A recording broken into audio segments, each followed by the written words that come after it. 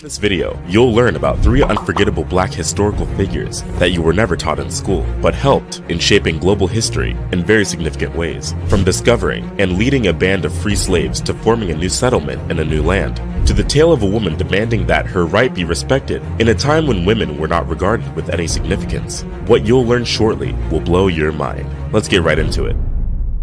Gaspar Yanga. Gaspar Yanga is popular as the Primer Libertador de America, or First Liberator of the Americas. He is notable for leading one of colonial Mexico's first successful slave uprisings, and would go on to establish one of America's earliest free black settlements. Gaspar, often called Yanga, or Nyanga, was born on May 14, 1545. He is said to be one of the Brand people from the royal lineage of Gabon, located in today's West Africa, where he was born and raised before he was captured and sold into slavery in Mexico, and given the name Gaspar Yanga after his capture. Yanga was an enslaved worker in the sugarcane plantations of Veracruz, Mexico, while working under terrible conditions. In 1570, Yanga was able to convince some group of people, and with his group of new followers, revolted against their captors and were able to escape. They fled through the mountainous regions near Cordoba and established a settlement of former slaves called the Palanque. Yanga was able to bring the free slaves to a new settlement and established a community where they were able to live freely without any interference or disturbance from the Spanish authorities for more than 40 years. Yanga assumed the role of spiritual and military leader and was able to structure an agricultural community that performed effectively and also produced in an ordered capacity. Under his leadership, the community easily grew in strength and was able to expand to other locations, although there is no clear record of how this movement developed. By 1609, this community of former slaves included more than 500 men, and consequently, there were rumors that Yanga and his men were planning a large-scale revolt against the Spanish authorities. Yanga also had a band called the Cimarrones. While this group helped to ensure order and calm in the community, Yanga and his band were perceived as being a threat to the colonial system of slavery, as they acted in a daring manner and opposed activities of the royal commerce and authority. Indeed, Yanga and his men grew in power and influence and became a threat to the Spanish government. Warnings increased during the reign of Viceroy Luis de Velasco, and the Viceroy was alerted of a possible black uprising. According to the rumors, this uprising would see the runaways murder whites and name a black maroon as king. De Velasco didn't give much attention to these rumors at first, but rather ordered the severe whipping of several enslaved people who had already been imprisoned for other kinds of crimes. After some period, the band was implicated in the disruption and looting of trade goods. Yanga's maroon not only plundered the haciendas and farms in order to survive, they also attacked the Viceroyalty-era Mexico-Veracruz Road. This was along the Camino Road, also known as the Royal Road, which lies between Veracruz and Mexico City.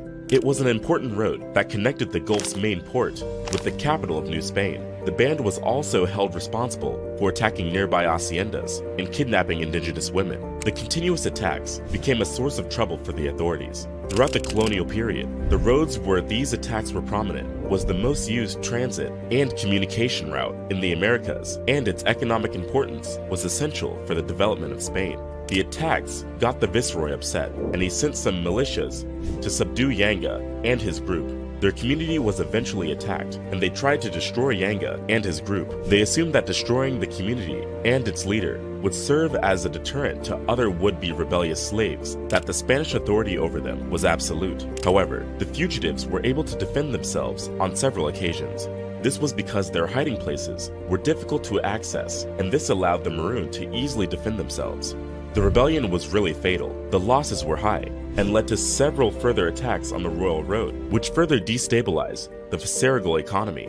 The Spanish authority eventually became helpless, as this clearly proved that waging a war against the Maroons was an unprofitable and hopeless enterprise. In 1609, there was news that the Africans intended to kill the inhabitants of the capital and crown Yanga as king. This really got the Viceroy upset, and he quickly instructed the Spanish authorities to send a well-armed militia to defeat Yanga and his Palanque. The troop of about 550 were led by Pedro González de Herrera, and they marched out from Puebla. About 100 soldiers in the troops were regulars, while the rest were conscripts and adventurers. The Maroons, on the other hand, were an irregular force with 100 fighters holding firearms and the other 400 armed with stones, machetes, bows, and arrows. At this time, Yenga was already old, so the troop was led by Francisco de la Matosa. An Angolan, Yenga was able to use his troop's superior knowledge of the terrain to resist the Spaniards. His goal was to cause the Spanish enough pain and draw them in for a negotiation. This strategy worked. As soon as the Spanish team approached, Yenga sent out his terms for peace via a captured Spaniard. He made a deal which was similar to that made between the Indians and Spaniards, which ended their hostility. The Indians requested for self-rule and agreed to support the Spaniards if they were never attacked. But the Spanish authorities were not ready to give up just yet. They sent another group to Yenga and his palang, and they were faced with another strong defense from Yenga and his men. This time, both parties suffered severe casualties. After several other defeats, Yenga offered to make peace, but this time gave the Spaniards 11 conditions. Some of the most important conditions in his term was the recognition of the freedom of all of the Palang's residents prior to 1608, acknowledgement of the settlement as a legal entity, which Yenga and his descendants would govern, and the prohibition of any Spanish person in the community. And in turn, Yenga promised to serve and pay tribute to the Spanish crown. This took years of negotiations. Finally, in 1618, the treaty was signed and the town of San Lorenzo de los Negros was officially recognized by Spanish authorities as a free black settlement. By 1630, the town of San Lorenzo de los Negros de Saralvo was established. The town is located in today's Veracruz province and is now known as Yanga. In 1871, about 50 years after Mexico gained their independence, Yanga was designated as a national hero of Mexico and also named the El Primer Libertador de las Americas. Much of the story of Yanga was collected and published in an anthology in 1870 by Vicente Riva Palacio. He characterized the Maroons of San Lorenzo de los Negros as proud men who would not be defeated.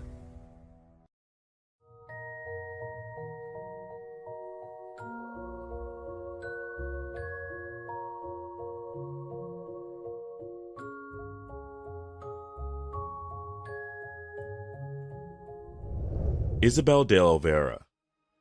Typically, the 1500s and 1600s are defined by the activities of the male Spanish conquistadors and governors, whose names mark several streets in cities like Coronado, Peralta, de Vargas. The efforts of these men brought families of soldiers to settle in areas now called New Spain. Their efforts was to get back lands originally occupied by indigenous Pueblo peoples since the 13th century. There are so many documented horrors inflicted on the Pueblo people during the claim of their land by the Spanish. The victory over the Pueblo people are celebrated during the Entrada and other fiestas. However, while this happened, one woman was challenging the effort of the Spanish authority to affirm the survival of Catholicism and Spanish bloodlines while suppressing other faiths and ethnicities. You may have heard of the heroic stories of black women freedom fighters like Harriet Tubman, Rosa Parks, and Mary Ann Shadd. You've been taught the history of black women fighting for freedom. However, you may not know that women have been revolting against oppression as far back as the 16th century, with the effort of black women like Isabel de Olvera. Isabel Olvera was one of these women. In fact, she was at the forefront of it. Isabel was a free woman of African descent. She lived in Querétaro, Mexico, and joined a relief expedition, traveling on the Guerra de Reza expedition to Santa Fe. The mission of the expedition was to strengthen the Spanish claim to the colonized province of Santa Fe de Nuevo Mexico. During this period, she will travel as a servant to a Spanish woman. Although there is just very little story about her that is known, her impact and commitment to the liberation of enslaved African Americans remains a remarkable influence in Black history. She is well known for an extraordinary deposition that she filed with the mayor of Querétaro, Don Pedro Lorenzo de Castilla. She stood before 3 witnesses, a free black man, a mestiza woman, and a black slave woman, and dictated the following: "I'm going on the expedition to New Mexico and have some reason to fear that I may be annoyed by some individual since I am a mulatta, and it is proper to protect my rights in such an eventuality by an affidavit showing that I am a free woman, unmarried, and the legitimate daughter of Hernando, a Negro, and an Indian named Magdalena. I therefore request your grace to accept this affidavit, which shows that I am free and not bound by marriage or slavery. I request that a properly certified and signed copy be given to me in order to protect my rights, and that it carry full legal authority. I demand justice." although there is no clear record that Olvera's deposition may have protected her freedom during such a movement. The document somehow made its way into Spanish colonial archives. The document became a strong symbol of women and showcased Isabel's understanding of personal freedom. Olvera knew that her cherished freedom could be restricted in two ways. One was through slavery, and the other way was in marriage. With the cross-cultural and competitive histories of the colonizers of the African American continents, it's quite amazing that the expressed sentiments of a black woman survives until this day. Isabel's affidavit remains a legal document in the historical archives of two countries in both Mexico and the United States. It remains the oldest recorded example found of a black woman speaking up for herself. Although her journey started in Mexico, she deemed the document necessary for her travel to New Mexico. She demanded justice and respect for her existence, singleness, freedom, and future. What makes Isabel a more phenomenal woman was how she was able to understand the concept of freedom as a woman in a time when women had very little liberty. Not to mention that she was a black woman with a mixed racial heritage. The confidence embedded in her statement remains inspirational, and her character and determination would help lift the voices and strengthen the resolve of so many other freedom fighters. Isabel made her freedom a priority, and in Querétaro, her freedoms were a matter of public knowledge. The three witnesses also verified that Isabel de Olvera was an unmarried mulatto woman of free status. While she was scared that her freedom may be challenged as she moved up north, she still went on the journey, even though she knew that she may be annoyed by some individual, as she called it, on her expedition to New Mexico. Her powerful words still remain relevant even in our world today, as we live in a time when certain rights and liberties of women are being constantly threatened and trifled. It wasn't out of place that her rights would be trampled on while traveling with 73 soldiers. They took several items, such as food, livestock, and other supplies including nails, medicine, boots, powder, silver daggers, silk hats, linen shirts, and 8 dread bars of soap. Many scholars suggest that her statement was made to ensure that she was protected from advances from soldiers while they traveled. The stories about what happened to Olvera upon her arrival in New Mexico, her writing provided an understanding of women of that time, as the main records we have of black and mulatto women from this period come from church documentation of marriages, baptisms, and burials, and from court cases regarding witchcraft. Historians suggest that women of color in New Mexico sought power over their precarious situations and often abusive husbands by drawing on the help of local curanderas and medicine women. This resulted in the women being accused of practicing witchcraft. Others, like Isabel, appealed to governing bodies for protection of their status as free women. The significance of de Olvera's statement is an incredible explication of a black woman's attempt to navigate a patriarchal and Spanish-dominated system that was designed to keep women powerless. Olvera exemplifies the ongoing intermixing of indigenous American African peoples, the construction of race in colonial North America, and the presence of black women in New Mexico from its earliest written records.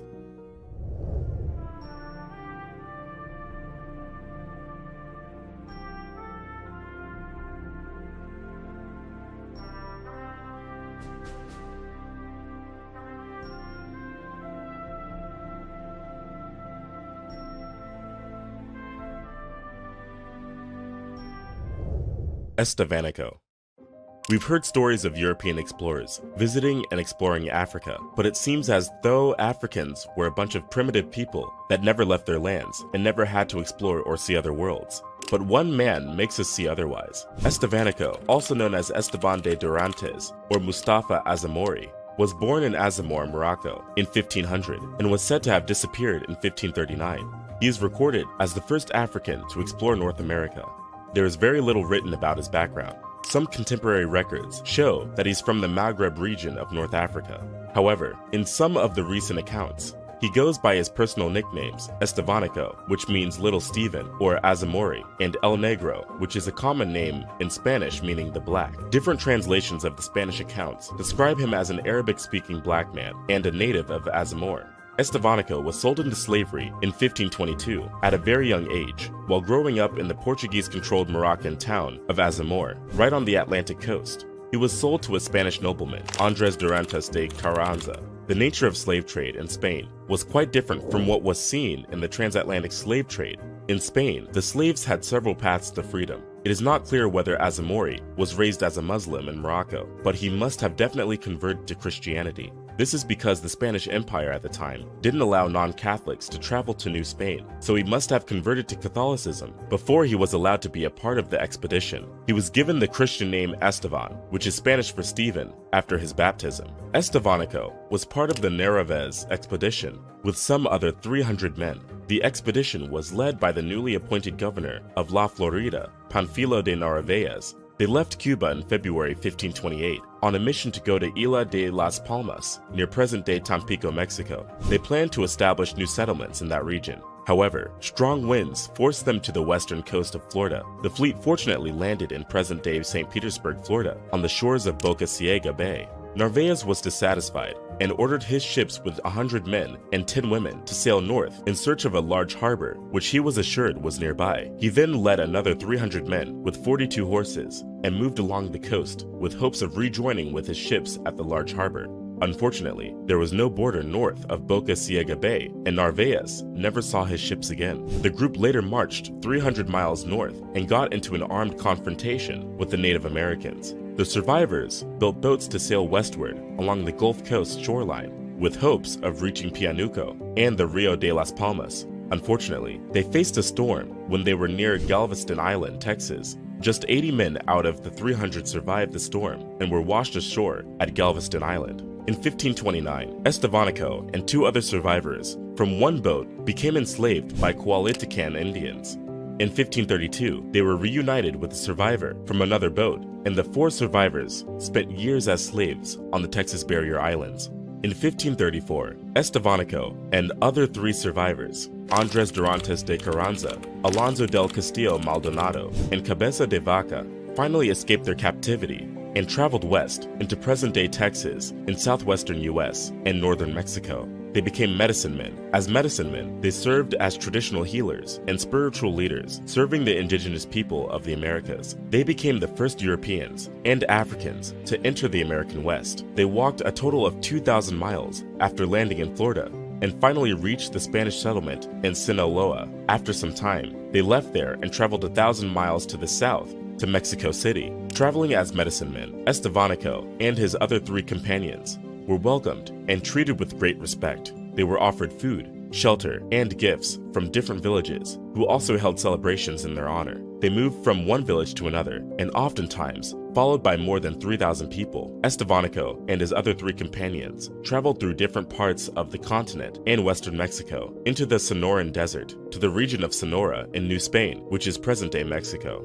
After finding a small Spanish settlement, the 4 survivors traveled 1,000 miles to the south of Mexico City and arrived in July 1536. In 1542, Cabeza de Vaca published the Relación, a book that chronicled their 8-year survival journey and also detailed the life of Estevanco. It was reprinted in 1555 and became the first published book to describe the people, wildlife, flora, and fauna of inland North America, and was also the first to describe the American bison. In the book, Cabeza de Vaca often referred to Estevanco as their leader, as he went ahead of the other 3 survivors. He had learned some parts of the indigenous language and was able to interact with them. When Estevanco arrived in Mexico City, Antonio de Mendoza, who was the viceroy of New Spain, appointed him as the guide in expeditions to the north. In 1539, Estevanco left Mexico City and traveled to Sinaloa. There, he accompanied Friar Marcos de Niza as the guide in search of the fabled 7 cities of Cibola, preceding Coronado by a year. Estevanco was also appointed by the viceroy of New Spain in 1539 to serve as the main guide for a return expedition to the southwest, led by Fray Marcos de Niza. He went ahead of the main team with another group of Sonoran Indians. During this period, he was instructed to communicate back to the main party by sending crosses. It was agreed that the size of the cross should be equal to the wealth discovered. One day, a cross arrived that was as tall as a person, and this caused Niza and his main party to step up their pace in order to join the scouts. This happened when Estevanco reached the village of Huahuica, which is in present-day New Mexico. Sadly, this was where Estevanco met his end. Marcos de Niza reported in his own accounts that Estevanco was killed in the pueblo of Huahuica in 1539. Estevanco became the first non-native to visit Pueblo lands. There is no clear record of the cause or manner of Estevanco's death, and there may never be any. All of the stories of his death are based on legend and speculation. Some historians have also narrated that he was killed because the Zuni did not believe that he was a representative of the European party. Others speculate that he was killed for demanding turquoise and women. Another account said that because Estevan wore owl feathers and carried a medicine man's gourd, the Zuni people may have thought that he was impersonating a medicine man, which made them kill him. A different account in 2002 by Francisco Mara suggested that the Zuni did not kill Estevanco, but rather he and his friends remained among the Ashui people, who probably helped him fake his death so he could regain his freedom. Some folklore even say that the Kachina figure, Chakwena, is based on Estevanco. However, both in historical and modern depictions, Estevanco is shown as a great explorer, a physical and moral guide, and a conquistador. If you found this video valuable, we're just scratching the surface with our history. The video on the screen shares some more Black history we were never taught in school. Click on it to watch it.